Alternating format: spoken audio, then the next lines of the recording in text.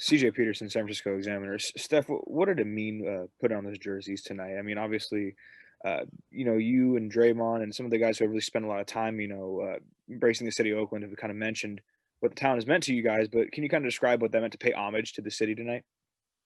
It meant everything. Full circle moment. The court was amazing. The jerseys were amazing. You just get a different feel when you put that on. There's no secret about that, especially, with my experience, 12 years later, rocking those colors. So it's nice to obviously play well, get a win, have a lot of good vibes tonight. But it's an awesome just vibe of representing Oakland, the town, what that era of Warrior basketball was, our 3 championships, and just the soul of a city that supported us. So meant a lot. Hey, Steph. Steve Kerr and Greg Popovich have been 2 of the most outspoken coaches in the league on social justice and politics over the last 4 years. What has that meant to you for those guys to be outspoken in that sense? It's just leadership at the highest form. Understanding they have very strong perspectives and point of views on life and society, humanity. Obviously, with families with service backgrounds, military backgrounds, and not afraid to use their platforms and be allies at the highest level. So it not only is it just the way that they approach it, but players that play for them, they have a very cerebral approach to how do you balance the life that we live, but also our place in society. And us being able to have those type of conversations and challenge and hold ourselves accountable, not just to put the ball in the basket, but to be good human beings and stand for something. So I think it means a lot. Hi, Steph. Carlos Ramirez, NBC Bay Area and Telemundo. Oh, sorry. Go ahead. Ladies first.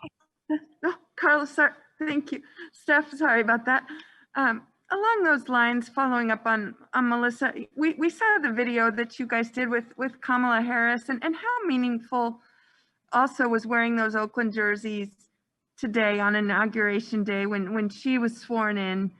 And also considering you guys were the one of the teams that didn't want to go to the White House as champions, how much of a new era is this today? And maybe that changes now. No, it definitely changes, but it's about progress and decency. And I think today was obviously a day of hope, and looking at the future. We know nothing's just changing overnight, but there's just a different sense of positivity and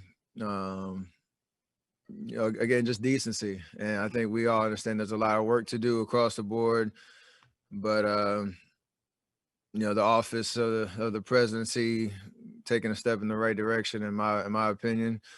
I know, like you said, we didn't go to the White House in 17 and 18, and there's talk about whoever or the Lakers going, this year. But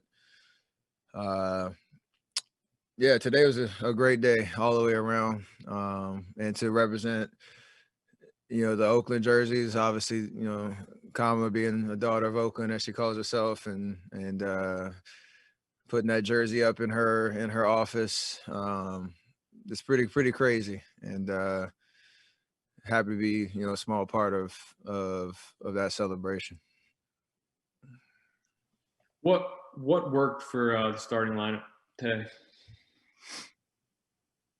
Our defense was solid. We made them take tough shots.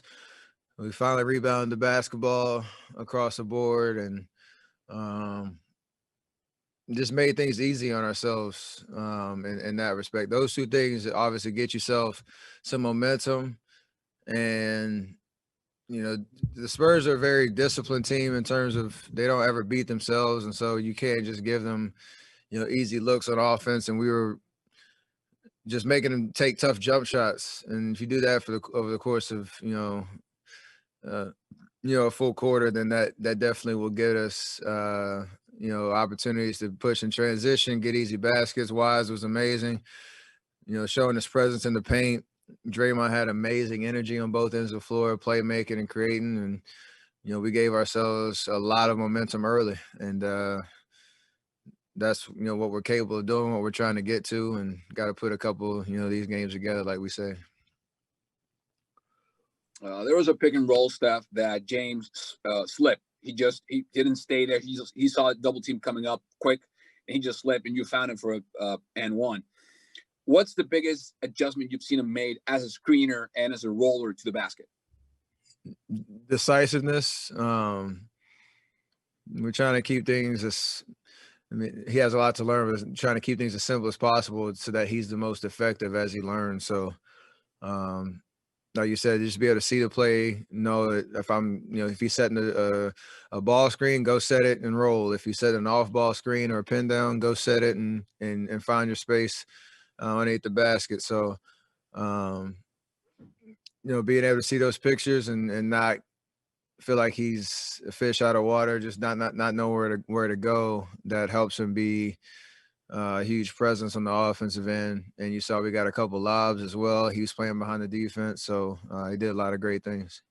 Steph, you've been very complimentary of his confidence level since he got here. How does where his confidence is at now compared to rookies or younger players that you've played with in the past here? It's right up there with the ones that just have that it factor and that will to be great and put the time and the work in. Obviously, it comes with a sense of expectation around playing for us and being a second draft pick. So it's a little. I haven't been around many of those rookies in terms of our organization, but you have those guys that show up every day, are consistent. Like I said, put the work in, aren't afraid of the moment and ask all the right questions and are trying to figure it out. You can't really fake that. And we see that in him, and it's just about the journey now, and every day trying to take a step in the right direction. You have games like LA, have games like tonight. You got to stay even keeled through both of them and keep it moving. Beth, as a dad with 3 daughters, what did it mean to you to watch Kamala Harris be sworn in today? It was a huge day for women and women of color. I know your girls are young, but just, how could this impact them? And have you talked about it at all? And what did it mean to your family? Only 2 daughters, but for both my 2 daughters and my son, they were all watching the inauguration this morning. Obviously we did, me and my wife did a video for the DNC, and it was nice to just ask them questions about, what is the expectation of a president and the vice president, and what does it mean for them to see, the first VP, elect at the time, coming into office and breaking barriers, and for them to just have that visual. Like, we talk about progress in our society and what we're striving for, but when you see that, you can't. That's the best teaching lesson and the best sense of hope and inspiration, and that message that they can't accomplish anything, and then this world is ready for them to do so. So it means a lot, and it was nice to have that moment this morning. The whole family watching the inauguration and just being able to smile. I have a basketball question, but first, can Cannon pronounce Kamala? Does he say her name? I'm gonna find out in the morning when I get home. It was not yet. I'm gonna teach him that though. He's got Euro step and not Kamala. That's messed up. It's messed up. Steve said this was the best two-way game of the season. Did it feel that way for you too? And do you guys feel like your identity is coming together maybe even a little sooner than you anticipated? I think tonight was just a sign of maturity in terms of we obviously didn't play well in the first half of the LA game. We played well in the second half and then carried that momentum into tonight's game. And we always talk about the good teams can show it from time to time, but when you're working towards being a great team, you have sustained excellence on both ends of the floor. Tonight was that. Like I said, we made it easy on ourselves by, making them work on the offensive end for them and making them take tough shots, rebounding, and then that's when you get the best flow. That you turn stops into easy possessions, and you build a lead early, and everybody's feeling good, jumping around. The energy's great, so that means a lot. So we got to again bottle that up, back to back, bring it tomorrow, and protect our home court as we try to string some wins together, early in the season. Stephen, you've played with Wiggs now for a little while. What have you learned about him at both ends of the court since you've been playing with him on a regular basis now?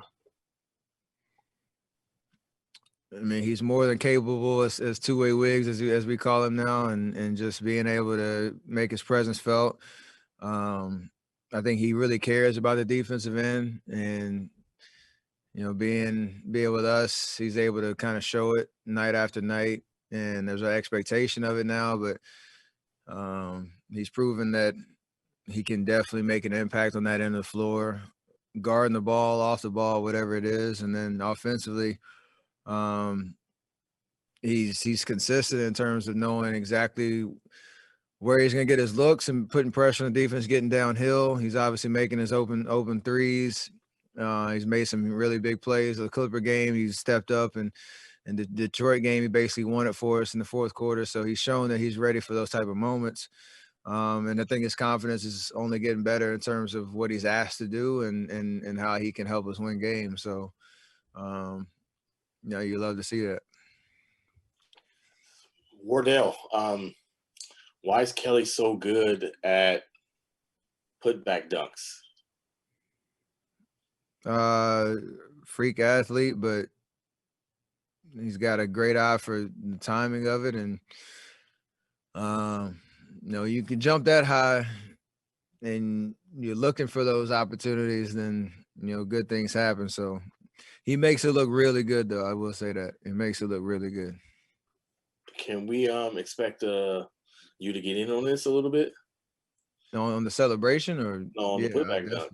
No, I mean, on my boys Fisher Price hoop at the house. That's about it. I don't know. You end every workout with a oop, so that's kind of like a putback dunk. If that counts, then yeah. Steph, we saw the We Believe Curry Flow coming soon. Did you have any input on those? No, I got some great designers that put that together. So power in the team, but they obviously killed it. I can't wait to put those on and share them with the world. Do those dunks do anything for you guys when Kelly is coming through and cocking it back like that in traffic? I mean, it's always just great energy. It's weird now because the bench is so separated and everybody's in different spots. Like, you celebrate and you look around, ain't nobody around you. So it's a different vibe than everybody shoulder to shoulder on the bench and everybody pushing on each other, having a good time. But we still enjoy it, and obviously in a game like tonight, it just keeps the momentum going. The one in Brooklyn was great. It was the beginning of the season. We thought that was going to turn up the volume for us, and then obviously it didn't happen. So just a matter of context. But for him, it means he's engaged and doing his thing. So that's always a good sign. Is he a springy? Where does he rank on the as far as bounce you play with? Is he up there? Oh, absolutely. I don't know my power. I got to think about my power rankings of bounciest warrior I've played with. I don't know. That's a good. Kiwi Gardner? Did that count? Who? Kiwi Gardner. Oh, Kiwi? Yeah. Absolutely. Yeah. I played with him. I ain't never played with him though. I played with him in Santa Cruz when I got sent down that day.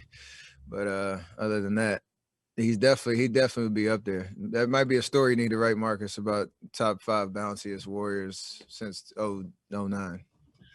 I'll put you top 6.